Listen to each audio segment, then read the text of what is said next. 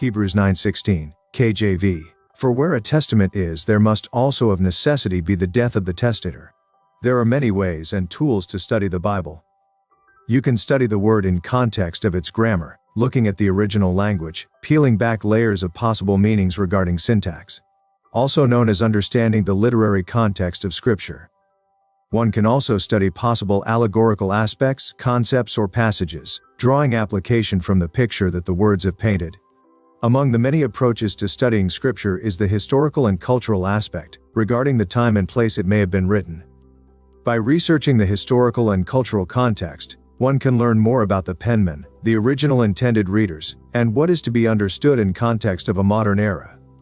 Using this method for today's verse will shed light on its meaning. The Hebrew believers who were the original recipients of this marvelous epistle would have been steeped in Middle Eastern culture. The culture of the time demanded that if a covenant was made between two parties, it was to be ratified, with an animal to be sacrificed. In the Middle East, it is an historical and cultural fact that when culminating a covenant, an animal would not only be sacrificed, but also rent into two equal halves. After this action, the parties involved would then walk between the two halves, signifying that should either party break the covenant, their lives would be forfeit.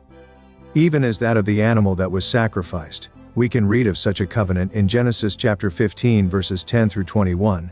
In this narrative, God makes an unbreakable covenant with Abraham. As God both makes a promise to Abraham, provides the sacrifice, and then puts Abraham into a deep sleep. God then moves alone through the divide of the sacrifice, by way of a smoking furnace and a burning lamp that passed between those pieces.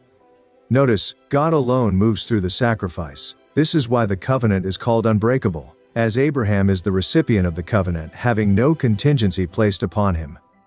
Abraham was not required to also pass through the sacrifice. God makes the promise, God provides the sacrifice.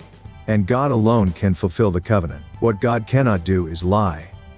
Therefore, we see a parallel between God's covenant actions regarding Abraham, and the new covenant made by the precious blood of his only begotten Son.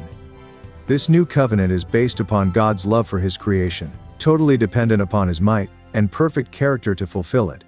Ours is only to trust and obey. Told you Scripture was deep. Discipleship on the go at DHBCLV.